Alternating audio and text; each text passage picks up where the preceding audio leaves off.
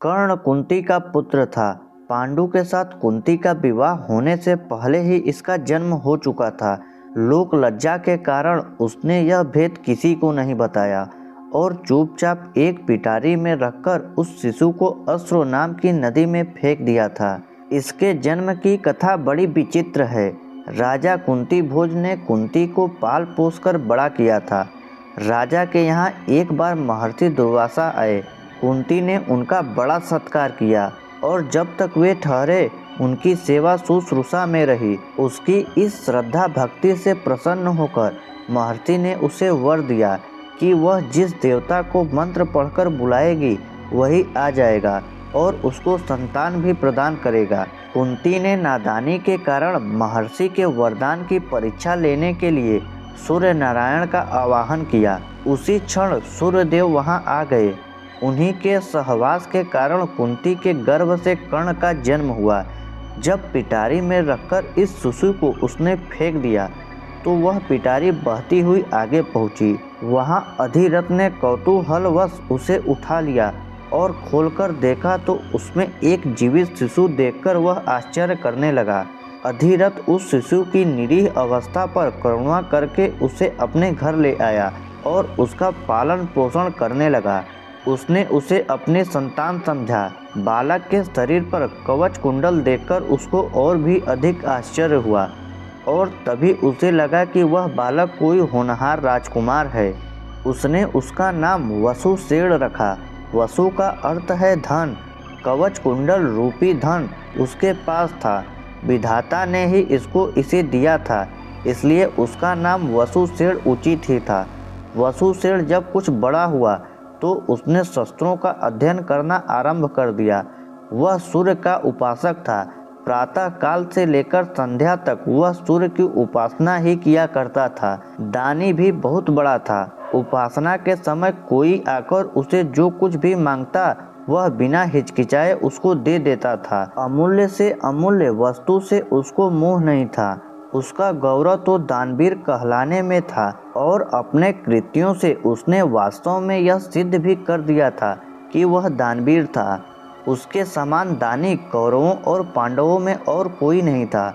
उसका परिचय तो हमें उस समय मिलता है जब इंद्र ब्राह्मण का वेश धारण करके उसके पास उसकी अमूल्य निधि कवच कुंडल मांगने गया था। उस समय कर्ण ने देवराज का स्वागत किया था और संघर्ष अपने कवच कुंडल उतार कर दे दिए थे। दान करते समय अपने हित या अहित विचार वह नहीं करता था। यद्यपि सूर्य भगवान पहले उसे मना कर चुके थे कि वह इस कवच कुंडल को किसी को भी न दे, लेकिन दानवीर कर्ण किसी याचक को निराश करके वापस लौटाना तो जानता ही नहीं था।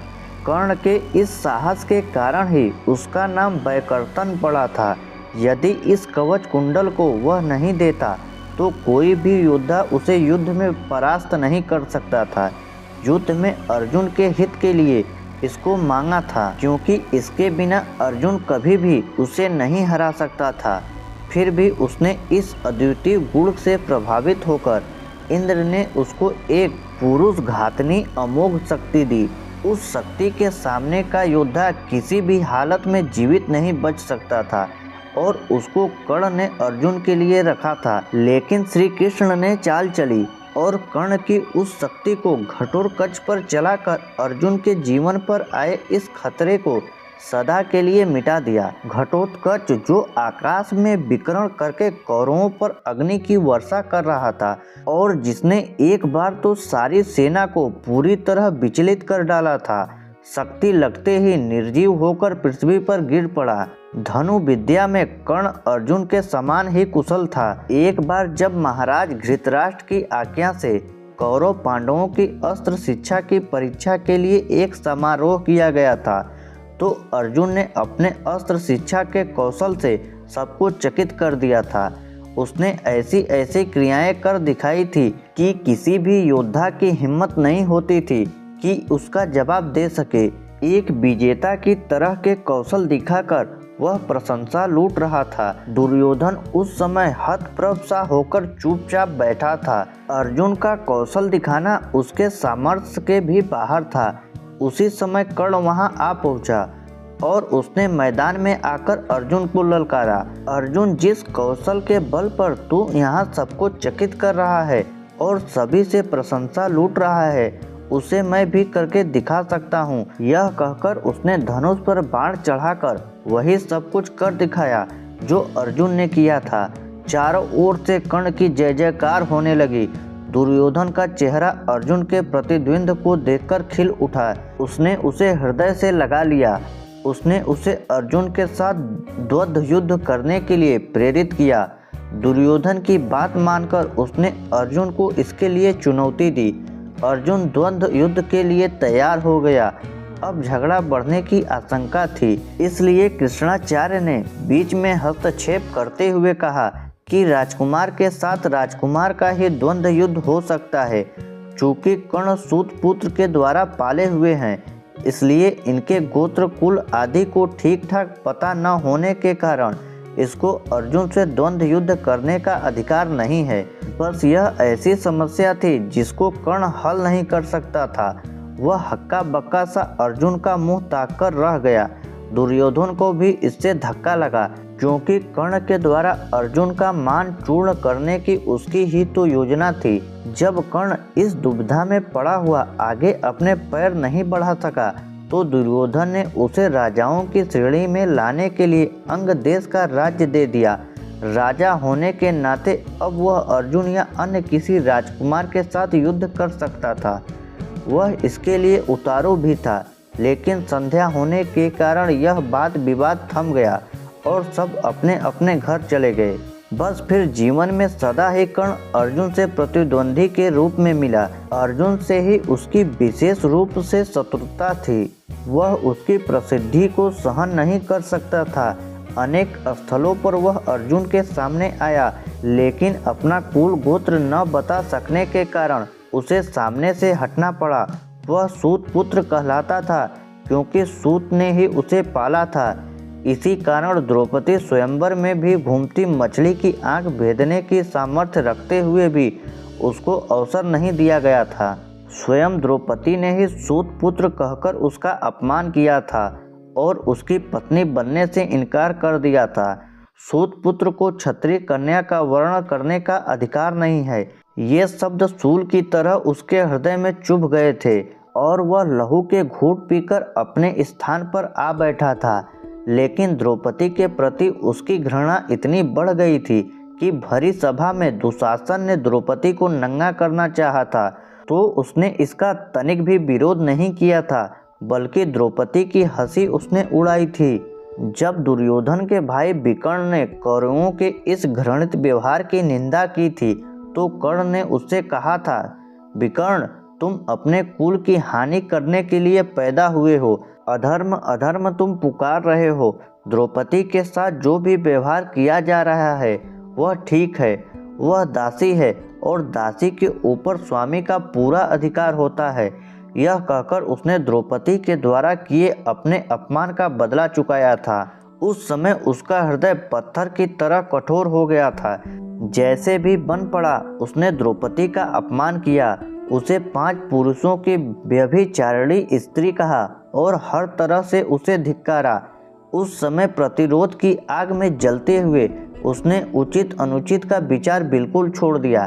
द्रौपदी को नंगी देखने और दिखाने की उसकी इच्छा थी। इससे स्पष्ट होता है कि कर्ण प्रतिरोध की भावना के आगे सत्य, न्याय और धर्म की भावना को पूरी तरह भूल जाता था। यह उसके चरित्र की दुर्बलता ही है। कर्ण स्वभाव से कुटिल भी था। वह दुर्योधन को इसी प्रकार कुचक्र रचने की सलाह दिया करता था जैसी शकुनी देता था। जिस समय जुए में हारकर पांडव वनवास के लिए चले गए और दैत्य वन में वे अपना समय काट रहे थे, उस समय कर्ण और शकुनी की बातों में आकर ही दुर्योधन अपने परिवार के साथ पांडवों को चिढ़ाने के लिए पहुंचा था। लेकिन वहां चित्रसेन नामक गंधर्व से इसका सामना हो गया। भीषण युद्ध हुआ। गंधर्व राजा ने अपने पराक्रम से सबको परास्त कर दिया और परिवार सहित सभी को उसने बंदी बना लिया। कर्ण तो अपने प्राण लेकर युद्ध स्थल से ही भाग गया था। फिर युधिष्ठिर के कहने और अर्जुन के भी प्रयास करने पर चित्रसेन ने दुर्योधन आदि को मुक्त कर दिया। कर्ण अहंकारी भी बहुत था। उसे अपने पराक्रम पर बड़ा घमंड था और बार बार दुर्योधन को प्रसन्न करने के लिए वह कहा करता था कि वह एक क्षण में ही अर्जुन को मार गिराएगा। इसके लिए भगवान परशुराम द्वारा सिखाए हुए अपने अस्त्र कौशल की दुहाई देता था। यहाँ तक कि भीष्म पितामह, गुरु द्रोणाचार्य आदि के सामने भी वह अपनी सेखी बखारने से बाज नहीं आता था। एक दिन पितामह से न रहा गया। उन्होंने इसे फटकारते हुए कहा, दुर्भिमानी कर्ण, व्यर्थ की बात क्यों किया करता है? खांडव दाह के समय श्री कृष्ण और अर्जुन ने जो वीरता प्रकट की थी उसको याद करके तुझे लज्जित होना चाहिए। क्या तू श्री कृष्ण को साधारण व्यक्ति समझता है? वे अपने चक्र से तेरी इस अमेय शक्ति को खंड खंड कर देंगे। व्यर्थ दंभ करना एक सच्चे वीर का गुण नहीं है। पितामह की यह बात सुनकर कर्ण क्रुद्ध हो उठा और उसने झल्लाकर अपने अस्त्र फेंक दिए और कहा, पितामह ने सभी के सामने मुझे लज्जित किया है। अब तो इसकी मृत्यु हो जाने पर ही मैं अपना पराक्रम दिखाऊंगा। इसी दुराग्रह के कारण जब तक भीष्म पितामह जीवित रहकर युद्ध करते रहे, कर्ण ने युद्ध में हाथ भी नहीं बटाया। जब उसने सुन लिया कि वे धराशायी हो चुके हैं, उस क्षण प्रसन्न होकर वह दुर्योधन के पक्ष में आकर शत्रु से युद्ध करने लगा। गुरु द्रोण के पश्चात कौरव सेना का तीसरा सेनापति वही था। इस वृत्तांत से यही स्पष्ट होता है कि वह अत्यधिक क्रोधित स्वभाव का था। सदा अहंकार में उसकी बुद्धि डूबी रहती थी और इस कारण बुद्धिमानी की बातें उसको बुरी लगती थी। इसके विपरीत अर्जुन धीर बुद्धि और विनयशील था। इस सबके होते हुए भी कर्ण अपनी बात का धनी था। जो कुछ भी वचन वह दे देता था उससे हटना तो वह जानता ही नहीं था। श्री कृष्ण ने उसे यह बता दिया था कि वह कुंती का ज्येष्ठ पुत्र और साथ में उन्होंने उससे पांडवों की ओर मिल जाने का आग्रह भी किया था। लेकिन सब कुछ सुनकर भी उसने दुर्योधन के साथ विश्वासघात करना उचित नहीं समझा। श्री कृष्ण ने कहा था, कर्ण भाइयों के विरुद्ध लड़कर उसको मारने की कामना करना पाप है। इसलिए तुम कौरवों का साथ छोड़कर पांडवों का पक्ष ले लो। युधिष्ठिर तुम्हें अपना आग्रह मानकर अपना जीता हुआ साम्राज्य तुम्हें ही दे देगा। कृष्ण की यह प्रलोभन भरी बातें सुनकर भी कर्ण अपने वचन पर दृढ़ रहा और कहने लगा, श्री कृष्ण, दुर्योधन के साथ विश्वासघात करना सबसे बड़ा पाप है।